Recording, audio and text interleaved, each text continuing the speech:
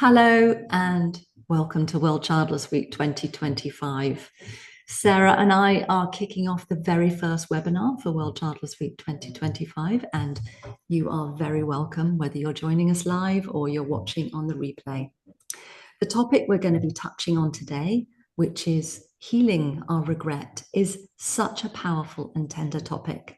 And I'm so grateful to Sarah for agreeing to co-host this with me because she's been running courses and doing research and working with childless women on this topic for a while. So it's really wonderful to have access to that. So thank you so much, Sarah.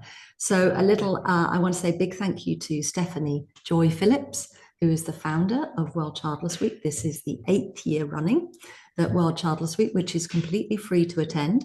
But it's not free to put on. So at the end of this webinar, you're feeling generous, do pop onto the World Childless Week website and click on donate. It really helps.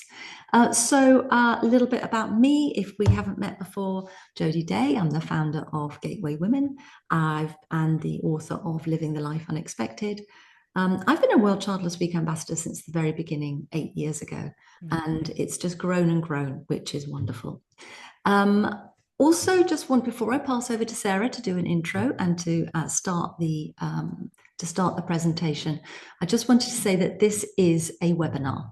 Now, a webinar means that neither your face nor your voice will form part of the recording.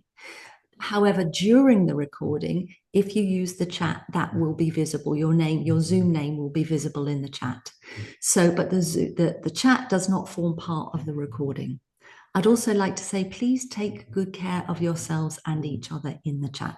This is a public webinar, so please don't share any private details like phone numbers or email addresses. And just really imagine that we're all sitting in a big room together and we're taking care of each other. Anything else that I missed out, Sarah? Sounds great to me. Okay. Yeah. I'm actually a little bit nervous, so I may have forgotten some things. So over to you, Sarah. It's great. Thanks, Jody. Thank you. And before I begin, I just wanted to acknowledge the Yagara and the Turrbal people, who are the traditional owners, the traditional custodians of the Brisbane region, which is the land where I live and work. And I wanted to also acknowledge the traditional owners of the lands where you live. To really honour them as part of our Australian. That's what we do when we gather. Look, I just wanted to start by beginning by just honouring you, Jody, and your work. Like, get really tender when I think about this. You're such a mentor and such a powerful voice across our community. And thank you for hosting and encouraging me in my work and bringing forward this webinar. Wanted to say thank you. You're welcome. I want to say thank you to you, the participants, for your courageous and honest feedback in helping us prepare for this session. We were deeply, deeply moved by your responses, and we're aware that regret is a really sensitive topic. So please tend to yourself during this webinar as you need. Whatever it is that you need, this webinar will be recorded. So if it gets to a point where you might need a break, that's okay. You can come back to the recording. So really check in around that. Before we begin the webinar and diving into the topic of regret, we're going to take a moment just to settle into ourselves and to settle into this webinar. This is an opportunity to set the intention for you to hold yourself in a caring and supportive way during and after the webinar. If you feel comfortable, we'd like to invite you to either close your eyes or lower your gaze and focus on your breath. So just breathing in through your nose and out through the mouth. We're going to invite you to gently settle into your body, gently allowing your mind and body to settle into this present moment, feeling ourselves softly and gently settling. On the next out breath, I'd like to invite you to connect with your core loving self, with your core rock solid steadiness, the place within you that is filled with an abundance of resources, of steadfast support, of true knowing, wisdom and healing. the part of you that is always there, the part of you that has your back. Just take a few moments to connect with this rock solid foundation within you, noticing how good it feels to be in touch with your core self, your internal strength. This part that is always there for you, no matter what. And if connecting with this solid core of yourself is difficult, then we invite you to gently touch base with the possibility of your core self. The core essence of you who has been there and will always be there for you before you learned to not be there. That loving, caring part of you who has your back, who loves you and holds you with love and care throughout your life, and is there for you in this webinar. Just taking a few more deep breaths, knowing that she's there for you. And when you're ready, we'd like to invite you back into the room.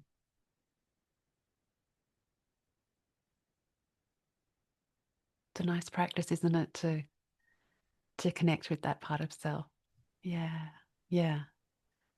I've always been somebody throughout my life because of my because of my story has always struggled with self-esteem and self-worth, and so I've really started working with that as a regular practice, to really take throughout the day times to really check in and connect with her, that core essence of self. So yeah, and she's the part that will carry us through the grieving, carry us through as we start to reimagine our lives. So we're going to pivot at this point and spend a little bit of time unpacking what regret is, and in a way, actually, what regret isn't. It's not unusual for us to take everything related to our childlessness and just go, I just stuffed the whole lot up in this huge ball of regret. And one of the things that I find when I'm working with women on regret is that if we can gently start to tease out the pieces of that, to put a little bit of frame around it, and then piece by piece, maybe sit with and process some of it. So we're going to begin with that. We're then going to spend a little bit of time with a couple of activities that Jody and I are going to work you through in terms of unpacking regret a little bit. And then towards the end of the webinar, we're going to pivot towards moving forward. What now? What are the possibilities for now? So bear with me as I work on the screen share here. So slideshow. It's always a bit of a an uneasy segue, this. So don't you worry, Sarah. You get it. I was going to say, for an IT professional, I make a good counsellor. Here we go. Now let me just see if I can work out how to change slides. So finding our way through the pain of regret. So that looks good, Sarah. Perfect. You've got that. You can see that. Excellent. So regret is that stomach churning feeling that the present would be better and the future so much brighter if only we hadn't chosen so poorly, decided so wrongly, or acted so stupidly in the past. It's kind of really raw, isn't it? Oh, yeah. Super raw. Yeah. Regret's also that unpleasant feeling associated with some action or inaction a person has taken, which has led to a state of affairs that he or she wishes were different. Kind of sounds like Major ick. Yeah. Yeah. Yeah. It's really big. Really big. So we're going to spend a little bit of time unpacking regret and spending a little bit of time with how that feels, how that can feel within us. So feeling regret, it's human. It can be universal. And some say that it's actually necessary and that it's actually part of living life. That it can be one of the ways that we can anchor into our humanity. Voluntary childless people are often told, oh, you'll regret choosing not to have kids. But the fact is, and the research shows this, is that they rarely do. But it can be different for us. Regret can be a key feature of permanent involuntary childlessness. Our regrets can be really general, like I just stuffed the whole thing up. Yeah. Or it can be really specific, like I should have not left that relationship, or I should have left that relationship sooner, or fill in the blank. It's not unusual for us to maybe have quite a list of things that we feel like we should have done that might have made this outcome different. Regret can feel like a really heavy weight to carry. Mm. It can include thoughts, personal narratives, beliefs, and internal laws, and a harsh inner critic. Self-criticism and self-blame are really key features of regret. It can also feel like a sense of stuckness and accompany feelings of grief, shame, trauma, anger, even sadness. Regret can feel overwhelming, like an unfinished project or a giant tangled knot. Regret is also uniquely individualized and personal to you. One person's regret might be another person's sense of relief. I know you'll have experienced this, Jody, is I can work with women where I'll have one woman who says I spent too long doing fertility treatment, and I'll have another woman who says I didn't do enough. Mm-hmm. So it's so uniquely personal. Regret can point us to a difficult relationship that might exist between our current and our younger selves. Regret can impact on processing our grief and embracing the possibilities for our life now. Mm. Regret can also be a truth teller. We only feel regrets about things that really matter to us. Regret can be pointers to places of healing.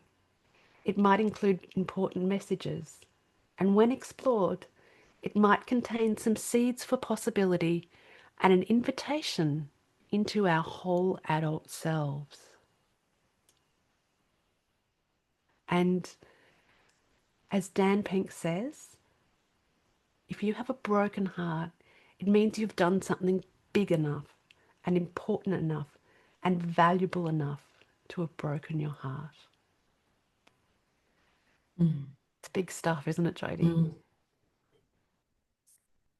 Yeah, I mean, this was a key understanding for me with my grief, was when I understood that grief is really a form of love, and that Yeah. the enormity of my grief also kind of gave me permission to accept the enormity of the love I had and still have for the children that aren't in my life. And yeah, I mean, regret, they're so important and they're Mm. so private. Mm. Um, and they, yeah, I think your slides really illustrate how powerfully they can sort of divert the course of the current of energy and healing in our life. Yet Oh my also God. they can be signposts. Yeah, You know? they really can, can't they? Yeah. Yeah. Yeah. And Yeah. we got some comments, someone saying that she's crying and grateful, ready Oh, for sweet. this. You know, it's so important that we include the tenderness, Yeah. you know, because there's so much Yeah. shame around regret as though it's uniquely to us. Yeah. And shame Yeah. cannot survive empathy. Yeah. So true. Yeah. And shame That's is as all. Brene, that's Saint Brene Brown, not me, but It's like, still Renee, true. we Yeah. need to send her a few childless women anecdotes for her stories. Mm. Oh gosh, yes, please. Yes. Yeah. Yeah. That Texas But her core pronatalism wisdom. wears a bit thin on me after a while. Yeah. But her core wisdom is so good, right? It is, yes, yes. Yeah. Yeah. And you're so right, is that shame is so much about, it really is the heart of our sense of self. Mhm. And it's meant to divide, it's meant to isolate. That's what it Mhm. does. And so when we connect, when we open up those secret stories and spaces, Mhm. yeah. And it's the me too, right? Mhm. It's like, oh God, yeah. And it's having a Feel, space that is safe enough to open up. And that's why childless community is so important, and working with a childless therapist and things like that, because or attending a workshop, when we know that we're not going to get bingoed, Yeah. we can So, gradually let our guard down and yeah. maybe risk sharing something very private. And if that goes okay, maybe taking a courageous leap to be a little bit more vulnerable. And then the Yeah. healing is, Yeah. and the connection Yeah. is just extraordinary. Yeah. Yeah. People ask Power. me, what's your top tip for kind of healing from childlessness? And it's like, other childless women. Yeah. Yeah. Yeah. I love that. Yeah. I have three really important relationships I found really helpful. The first is what we did at the beginning, the healing of the Mm. relationship with self, to actually just go, I've got a grown adult woman within me who is this loving core source who is there to Mhm. heal and tend to the more vulnerable parts. Mm. Then also finding a good therapist, and if there's somebody that you don't connect with, to maybe keep trying if we can manage that. Yeah, And absolutely. then thirdly, childless women. I agree. So And just a healing. caveat to that, childless women who are interested in talking about their childlessness. Oh, Because yes. not every child, Yes. I mean, many of us will have childless women in our life that are like, why are you still bagging on Absolutely. about that? I don't need to talk about it, you know. Yes. So Yes. you need to Yeah. kind of choose your Yeah. You need to people. narrow the field. Yeah, Yes. yeah, Discernment. Absolutely. yeah. Absolutely. And childless women who are on a path of healing are, quite frankly, they do spoil you for other women. Like all those years I was running the Gateway Women online community, which is now the Childless Collective online community, is I said it kind of spoils me for the normals. Because I'm Yeah. so used to Yeah. like really empathic and Yeah. fascinating and wise conversations and realness. I Yes. kind of trot back out into the world and I have to talk about the weather, and I'm like, oh, I Oh, forgot about this. to shall reskill we? myself. Shall we continue? We will Yeah. continue. We will. So I'm just going to see if I Mm. can again get the slideshow happening. Someone has shared a regret in the comments, and I just wanted to say that we hope there will be space at the end for you to ask questions of us, Yeah. and you can put your questions into the Q&A box. Can't promise we'll have time, but we will try. Yeah. Mm. So the starting point with this, when we're working with women around regret, can actually be regret. Regret can be a bit catch-all. Regret does this thing where it kind of hoovers up a whole lot of subtle emotions around it and goes, I'm regret. And so the first starting point can be around, and this is something that when I'm doing the program with women, at every single point, it will be, is there something here that's lost that needs to be grieved? So one of the really important pieces of this, and Jody, you've written so beautifully about this in your book, Living the Life Unexpected, is that grief can dress itself up, and the bargaining stage of grief that Kubler-Ross identified can look very similar to regret. Mm. So bargaining is this really, it's actually quite a clever psychological mechanism where what we do, it's a thought narrative process where we say, if only I had done Mm. this thing, then this wouldn't have happened. And basically what we're doing is we're creating this space in our mind that's protecting us from the full force of the loss. And Mm. by what we're doing is we're creating this place in our mind where the loss didn't actually happen. So we're going, oh, if only I'd done this. And so what we do then is we actually feel ourselves into that space where Yeah. the loss didn't happen. And it's like it's a form of protection. And often we can think, oh, that's a regret. But what it actually is it's Mm. grief. Yeah, Um, I kind of talk about the what ifs in that yeah, section. Yeah, and how powerful they are in the bargaining stage. yeah, How they occupy us, almost, yeah, torment us. yes, yes. And the thing that's really powerful about childlessness is not what we'd call a clean loss. Mm. So a clean loss is a loss it's there, it's non-negotiable, but a childlessness losses have so many moving parts that it can Mm. unfold over time, and that we can actually be thrown back into grief. And so that bargaining stage might not be done and dusted. We might circle back around the way that you talked, Jody, about the spiral of grief, is that we might come back into that space again and still need to allow some space for grieving. The other thing I wanted to flag is that sometimes those repeated thoughts can actually be unprocessed traumatic memory as well. And so it can be helpful maybe to do a little bit of a check-in around that and just see, oh, is this something that needs a little bit of care and tenderness there? One of the therapy interventions that often is now recommended around traumatic memories is EMDR. And there are some quite skilled therapists who can work with us on that. Sorry, let me just see if I can find the forward arrow. There it is. The next piece that's really important around regret and identifying if it is regret is about a sense of personal agency and control. So agency is that ability of ours to feel a sense of being able to act independently, make choices, and exert control over our lives and make decisions. So regret is basically a belief that it's something that we did or didn't do that led to this outcome. So it was my fault.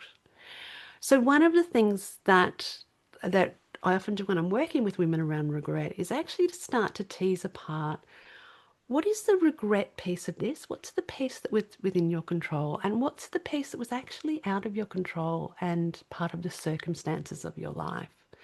And Dan Peake talks about that we live at this intersection of free will and circumstances. So it's neither one or the other. It's actually about working with what's the balance here. And the reason that this is really important is that when we're unpacking agency, regret sits on this side of the ledger, which is about what was in my control. I feel a sense of regret about that. What wasn't in my control might bring forward some more subtle emotions like disappointment. It also might bring forward strong emotions like anger, a sense of, a sense of how unfair this is, and a sense of anger about it. And the unfairness is actually about the unfairness of life, of something that's outside of our control. And so one of the things when I'm often working with women can be around, this might include needing to renegotiate our relationship with life and to actually just go, how do we engage with life on its terms and grieve our hopes for what might have been? Yeah. And so here's a tool that you can take away from this webinar. And if you do come back to the recording, you'll be able to kind of sit down and write out the details of it. This is an activity that I can suggest for women to use if it feels right. And on the left-hand column, basically to go through what for you were the reasons that motherhood or parenthood didn't happen. And there could be a range of different reasons, and just starting to list them for you. Then in the second column, to actually look at what was within my control. So what felt like it actually was a decision that I made or didn't make. And then to apportion a percentage out of 100 as to how much you actually think that was responsible for this situation. And then in the third column, to have a look at what were the circumstances that were outside of my control, and then to kind of apportion the remaining percentage. So the example that we've put there, and I know this is such a tender example that came so through in the responses to us, was really around relationships and partnerships, where they went well or didn't go well during fertile years. So not being able to find a suitable partner. And again, in that first column, it might be, look, I did dating, I tried things, I made choices. Oh, how much of this was my responsibility? And I've just kind of generally put in maybe 35%. Maybe what's outside of our control in this situation is greater than we expect. And then other people's circumstances, not knowing what I didn't know, like that's something that wasn't necessarily within my control. And then what I often suggest for women is to kind of work in a real felt sense kind of way around feeling into perhaps the regret and then maybe feeling into the disappointment. So an example I can give you, which is kind of a slightly separate but gives an example is if you can imagine that you've organized to meet a friend for coffee, and for whatever reason you're sitting at the coffee shop and your friend doesn't show up. It's not likely that you'd feel a sense of regret because your friend didn't show up, but you might feel disappointment or you might feel anger that your friend didn't show up. And that's because you're not sitting there going, I'm responsible for this and I feel this sense of regret. And so one of the things that can really help in processing regret can actually be to kind of just take a little bit of the volume out of how much have I taken on as my responsibility and my sense of self-blame. So yeah, so that's the first suggestion that we have To in that, terms of Sarah, taking I away. think at a certain point in my childless grieving, I kind of overtook responsibility because I kind of wanted to blame myself for everything because that kind of gave me some agency. And Yeah, also, there was a part of my psyche that really wanted to punish me. yeah, There was almost like a masochistic desire to yeah, make it all about me and how yeah, terrible I was as a human being and what terrible yeah, decisions I'd made in my life. yeah, It's really interesting reflecting back on that now and yeah, thinking if I'd had access to being able to think about it like this, you know, yeah, that could have been huge for me, yeah, to same. see it, to frame it in this way. So thank you so Oh, Jody, much. absolutely. Yeah. And I think for me, what happened in addition to what you've talked about there is that childless for childlessness for me activated my wounded parts. And so my wounded parts, who had just the part of me that desired motherhood, had simply not imagined any sort of alternative life. And so there was this sense of such anxiety, such desperation, such sense of what can I do next? What else can I do? How can I problem solve this? Just that anxiety. Um, yeah. And so I agree. It would have been so powerful By for the her way, to sit Pushkin down. the empathy cat has just entered the chat. Oh, He obviously heard the tone of my voice and the distress, oh, and he's bless. come from wherever he was Sweetheart. just to check I'm You need a okay. headbutt. Thanks. It's adorable. Yeah. So sweet. Now we just have to make sure he doesn't sit on the mouse and take control of the webinar. Indeed. So, So we're going to keep moving and we're going to unpack. And this is work that was done fairly recently by Daniel Pink. He did a research where he looked at 16,000 people he surveyed around their regrets. He didn't specifically focus on childlessness, but he divided it into four key regrets. And then we were able to do the translation to go, how does this actually apply to childlessness? So the four types of regrets, and you might see yourself in some of these. The first is foundation regrets. So foundation regrets are those long-term security-based getting resources, whether it's financial, whether it's health, those regrets that unfold over quite a long length of time, often decades. And for us, it would be getting our ducks lined up. It is very much a sense of how did we navigate through those years as we were perhaps thinking about parenthood, desiring parenthood. It may or may not have been possible for us. And so, how did those years unfold? So, that's foundational regrets. Boldness regrets are very much related to risks. It's about regrets of inaction. So, it's the things that we didn't do. And boldness regrets can actually be the hardest to process. And one of the reasons for that is that when we have a regret where we've taken action, we actually know what the outcome was and we have one outcome. When we have a regret of inaction, what we actually have is we have this range of possible endings for which we will actually never know yeah. what the ending is. And so they can be really tough to process. Yeah. The next regrets, and this was so interesting in terms of working with women around childlessness, was that moral regrets, as Dan Pink talked about them, were the regrets that were where you may have had a moral code, and a regret might be where you transgress that moral code. Fascinating thing about working with childless women on this was no, I was too good. I followed all the rules.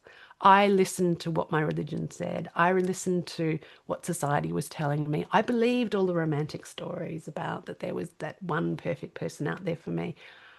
I actually wished I had actually known earlier and perhaps actually broken those stories and challenged those stories. So this was incredibly powerful to find that this is what was alive in women was actually, it wasn't that I broke those rules. It's actually that I wish I had broken those rules perhaps a bit earlier. Mm. Um, yeah, so really powerful regrets to work with, is moral regrets. And the final regret, which is really important, is the regret around connection. So this is really around relationships and connections. And what I wanted to say about connection regrets is that connection regrets can be ones that unfolded during our childlessness years, but they also can be really powerful regrets that we carry as we're coming to terms with childlessness, as we're losing touch perhaps with friends, relatives, people in our lives who are moving into parenting Mhm. roles, the social apocalypse that you talk about, Jody. Mm. Also, for example, where women may have been in really significant grief and found it really difficult to be around children as they're processing that grief. And that might have been the window when the children in their lives, perhaps through friends' children, siblings' children, there can be regrets around, I just wasn't able to show up for them. I wasn't able to nurture the relationships that I might have wanted. Um, so these can be really significant regrets as well, is the regrets of where we might have lost contact with people or there might have been ruptures in our relationships. Yeah. So big stuff, eh? Mm. So this is the activity that this is one of the activities. We do a lot of activities within the program. We're really focusing on each of those different kinds of regrets and some different ways of processing them. But one of the ways to begin with that I suggest for women might be to kind of sit down with a piece of paper and start to write down what are those range of regrets that I'm carrying? Mm. What are those different things? And often it's not just one thing, it could be a range of things. And then for you to perhaps sit down and go, oh, which category does this regret fit into? And what I've found for women is often you can have a regret that fits into multiple different categories, Mhm. and that's okay. You just go, okay, I have a regret around relationship, perhaps that I was in a relationship that wasn't good for me and I stayed in it for too long, and that actually impacted on me getting my ducks lined up. And so that might be something that fits in two categories. And that's okay. It's just recognizing the complexity of your experience. Mm. So the next slide we're going to share with you is based on the responses when you registered for the workshop with us. So we asked you the question around, what are some of the regrets that you might be carrying? So we've done a summary of those regrets and we're going to share those with you now.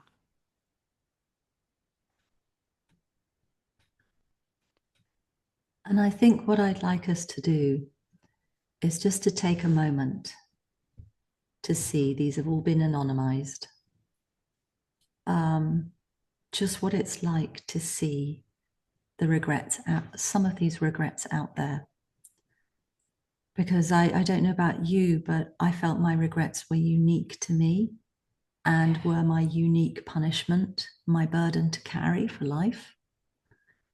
And when Sarah shared this slide with me, it had such a powerful impact on me of feeling compassion for others and a little bit of shock and sadness to see what we're all carrying, but also it's universal. And I was fascinated to see how it does fit into all of our responses, fit into the model of these different types of regret.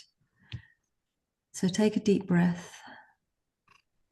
If you want, respond in the chat what comes up for you when you see these regrets all together, all of us, a community of regret, yet each of us thinking we carry it alone.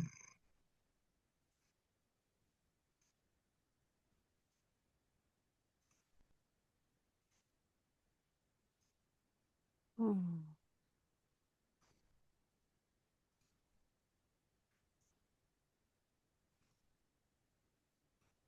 And of course, you can respond another time. Feel free to reach out to Sarah or I after the webinar as well. Yeah, thank you for your work, Sarah. It's such a powerful slide. Oh, thank you for gathering up these Mm. incredibly powerful responses. Mm. Yeah. Do you know what I found really powerful was when you look at that range of responses, just how Yeah. powerful both the boldness and the connection regrets were. Mm. The things that I didn't do that I wish I had done. Oh gosh. And the connection regrets. Yeah. Yeah. So relational. And as women without children, how powerful our relationships are and Mm. important. Yeah.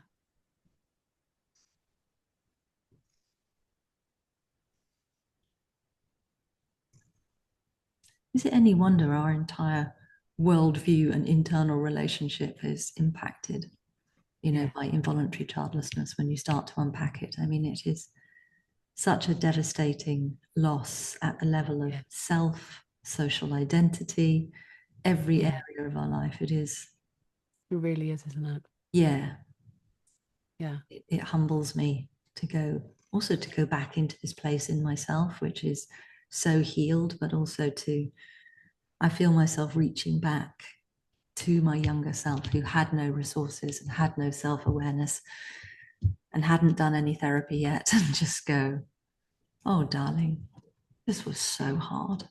Oh, Yeah, oh my God. this was so hard. Yeah. Yeah. Yeah. Mm. And I would absolutely second that, is that the key to my healing has been to go back and connect with her Yeah. and be with her and hold her and love her. Mm. She was Mm. so hungry for care and so hungry for, yeah, that's what she needed during Mm. that time. Yeah. And probably didn't even know that she didn't have it There or was needed so it. that one earlier from, not knowing what you didn't know. There Yeah. was, I mean, goodness, Yeah, I right. there was so much of that in my story. Yeah. Someone in the chat has put very powerful, so much resonates, sending Yeah. support and empathy to all of us. Thank Yeah. you. So I feel Yeah. we're naturally segueing into the next We part. really Shall are, we aren't move we? on? Yeah. Yeah. So just sending the biggest hug to Yeah. everyone. Oh, look, there it is. Yeah. What now? Yeah. So now what we're going to do is we're going to pivot toward healing. And this is not an exhaustive list, and it's completely unique to you. Some of these things that we suggest will resonate. Some of them, they Mm. just won't. And that's okay. That's okay, because you're the author of your story and journey. Mm. You've got you. Nobody is wiser or more knowing or more aware of you and your journey and what's going to work for you. Mm. So the first place that we've already touched on this really is really spending some time with healing our relationship with our younger selves, is recognizing that we have this core loving self, this loving adult part, this loving adult essence of ourselves. And we can work in this loving, caring way to really go back and listen to her and be in dialogue with her, and what does she need to tell us and what do we need to tell her, and Mm. the most important thing is not so much what has happened to us, but what is the meaning that we've made from what happened to us.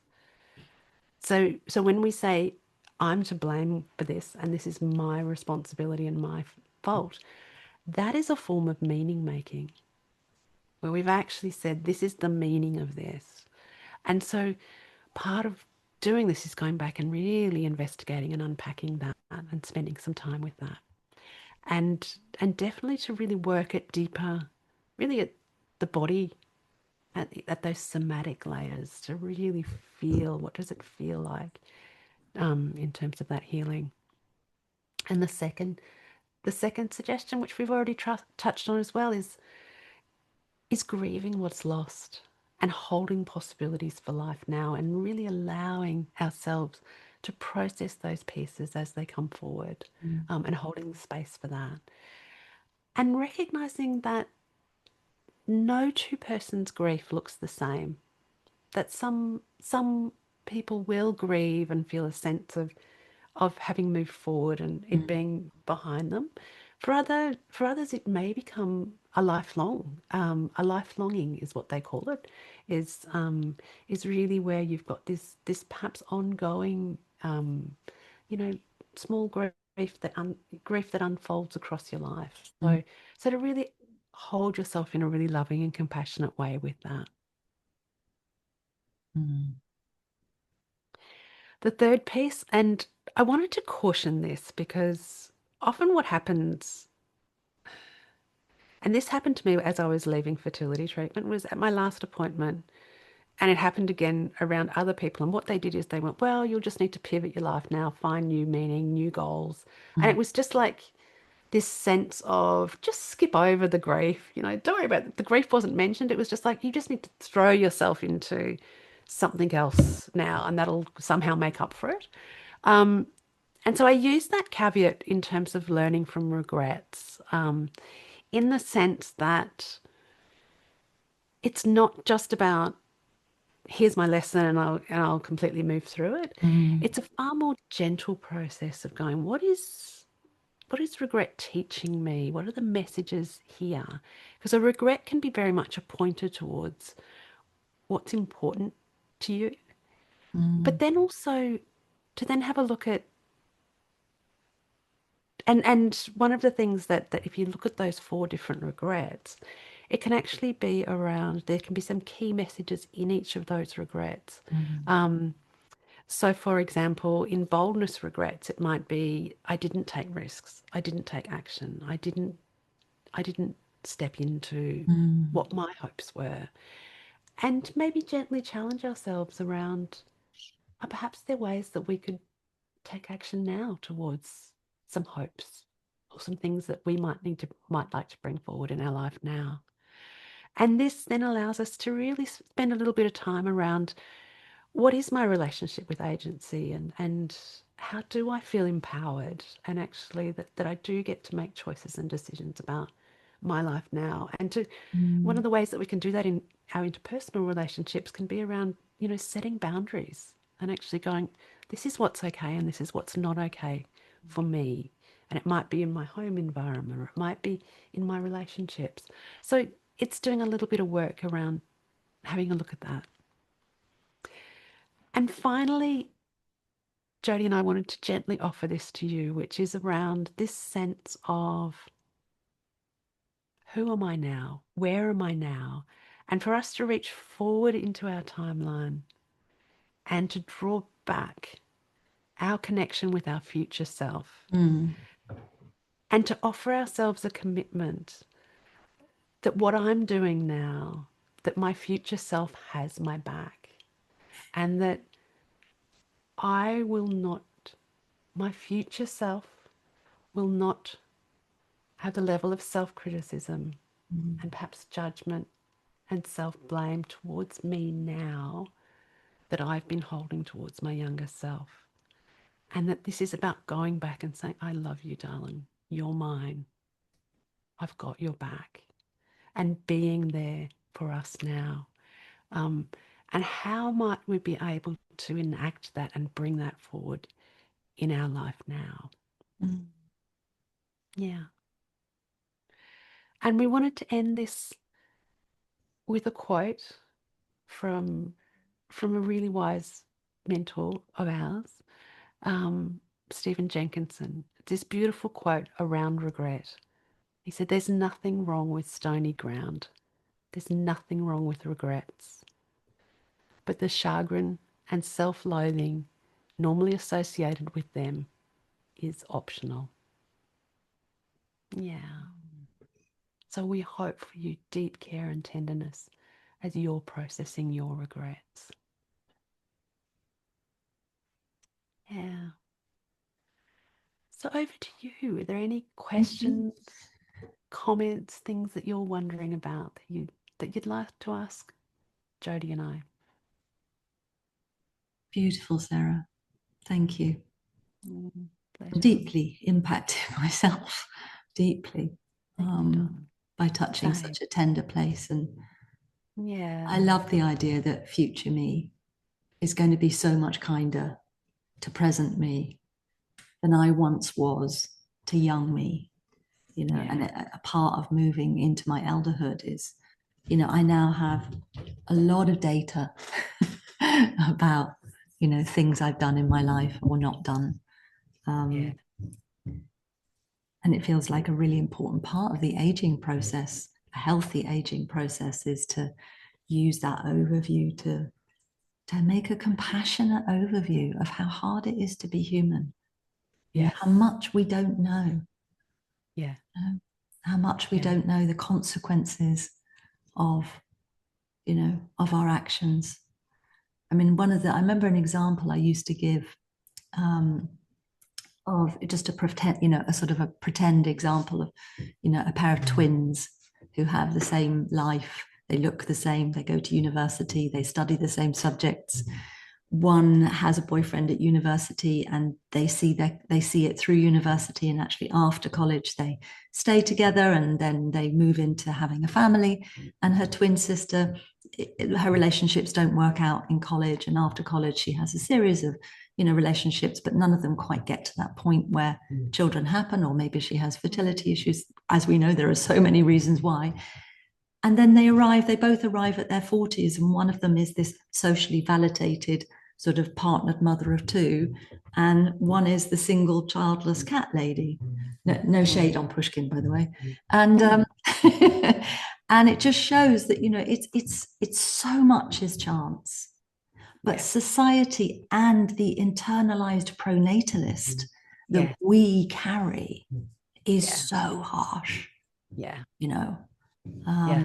Yeah. So I'm just gonna pop into the Q&A and see. Yeah. Um, I'm so with you on that around. Yeah, you know, it's there's some that we just absorb, and it's not, there's rarely an external environment that really honors, mm, let alone celebrates mm, the hardship of what we've been through, yeah. and then sees us. But then also it disenfranchises not just our grief and loss, our recovery is also disenfranchised. Mm-hmm. The fact that we might be able to actually have our backs in this, that we might be able to process this, that we might be able to construct a life of meaning and connection, Yeah, that I that mean, can it's be like as disenfranchised as if you well. do come out the other side, if there is a side to come Yeah, out of, it's yeah, like, well, you seem to be fine now. Obviously, it wasn't that yeah, bad. And I yeah, said that to myself at the beginning as well. yeah, I felt yeah. kind of guilty about starting to feel okay about my childlessness. It was very complicated. There's a Yes. question, an anonymous question from someone, and it kind of contains a seed of past and future regret within it. Yeah. It's a little bit complex, and we do have time for a few minutes on it. Which is, I'm 37, and I'll read it out, and you respond, Sarah. And if we have time, I'll respond. I'm 37, have been in the most loving soulmate relationship for 11 years. As I become clearer that I desire a child, my partner has become clearer that it's a no for him. I feel regret, grief, disappointment, and ultimately torn. Do I take the risk of leaving to try and find another partner, or do I choose to stay and walk the path of childlessness? Any advice or words of wisdom would mean so much. Ouch. Oh, darling. Yeah. Yeah. This is Because a I'm really, hearing within there, yeah. there's that boldness regret. Yes. It's like, if I do, maybe. Yeah. If I don't, Yeah. I might not meet someone else, Yeah. or I might lose this beautiful relationship and Yeah. regret leaving for a potential Yeah. child who doesn't exist and may never exist. Yes. Yeah. It's a it's one of those things of it's almost like this doesn't look like a great choice and this doesn't look like a great choice. Oh, darling. I know. This is a really tough one. And I I wonder about how to create a container, a safe space to be able to have this conversation with your partner. Um, and I honestly would maybe suggest if it might be something that you might take to a couples therapist to actually sit and really talk it through. And the truth is, the answer is in you, and it's also in your relationship. It's there's you, there's your partner, and then there's the third piece of this, which is the relationship. And so it might be that you might need a safe space to unpack it for yourself and to really think through the different parts of this for yourself. And then also to have that conversation within the relationship. And there's no external clear answer. It's I'm having to explore this and live through this question and find internal answer for myself. Thank you, Sarah. Just so you know, on the Gateway Women website, which is gateway-women.com, there is a section of childless therapists. And these are therapists and counselors from all over the world that I list. I've met each one on Zoom or in person.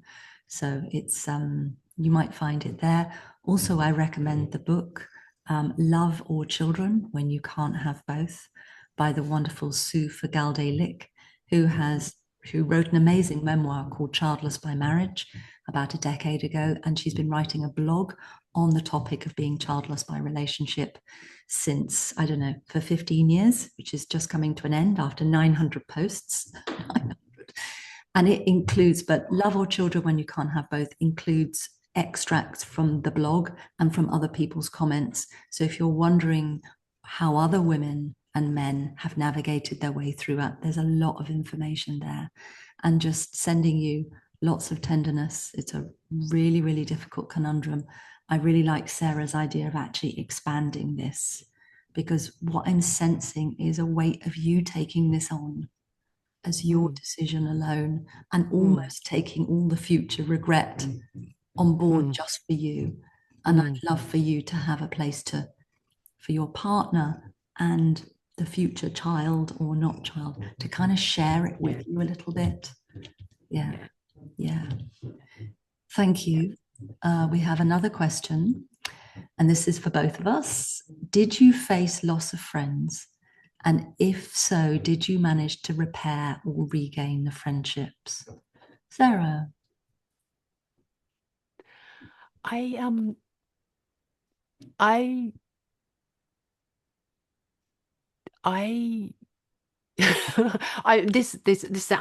searching for an answer here. Part of the reason I'm hesitating is that I don't talk a lot publicly about friends and family. And that's really out of respect for them, but I'll talk really generally about that.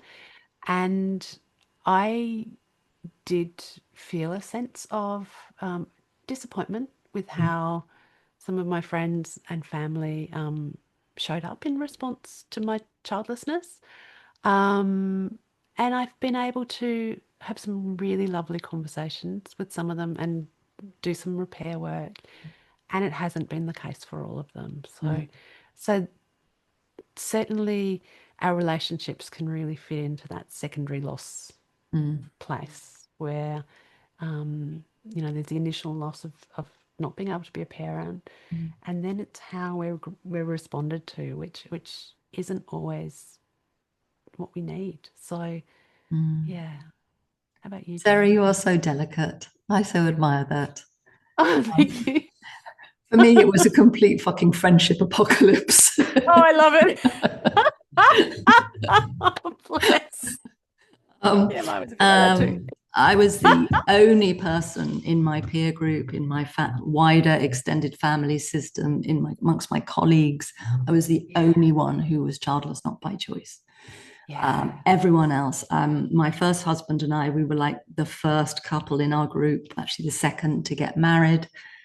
Everyone else had kids. And for a long time, I was completely sure that I would be joining them, you know. I wasn't someone, I never even used the word infertile against myself. I was just someone who was trying to get pregnant, and I was going to get pregnant. When part of my grief and my healing was kind of when at 44, I accepted, okay, this is never happening, is that I realized that I had been part of other people's friendship groups and family groups, sort of because I was keeping with them, because their kids were going to be my kids' friends one day. And I started to notice how I was doing all the work to keep those relationships going. And I thought, I can't do this anymore. And I stepped back and wanted to see what would happen. It was total crickets. Oh, sweetie. Like I fell off the edge of the planet. Oh, God. No one reached out to me. You know, when I stopped making comments on Facebook, I just disappeared. And it wasn't malicious, but it was incredibly heartbreaking to realize that actually these people, they didn't have time for me. They weren't interested in my life. And I went through two years in that point. So I was grieving my childlessness intensely. I was also grieving my friendships. It was intensely lonely. A couple of people surprised me by kind of reaching out, but it was a couple only, you know, one or two people. And, you know, fast forward 15 years, I have a much smaller friendship group than I did. There are a few old friends in there. And there are some mothers in there that I've met since, you know, because actually I've worked out that mothers who do not collapse their identity into motherhood, for whom they are them and they are mothers, they are women I can have a relationship with. And I do have two very close women friends in my life. They can still, one of them can still say things, you know, she brought me a crazy cat lady keyring because she thought it was cute. And she, you know, and even after being the proofreader for 2 editions of my book and things, she still didn't quite get that it's not actually a joke, you know, and things like that. There are still things that, you know, they don't get, but they get me, you know, and they love me. And I now have a smaller group of very meaningful friends, but it took time, and I had to grieve the person I thought I was going to be, the life I was going to have, and the people I thought would be in it. You know, it broke my heart. And I thought, thinking about regrets again, it must be me.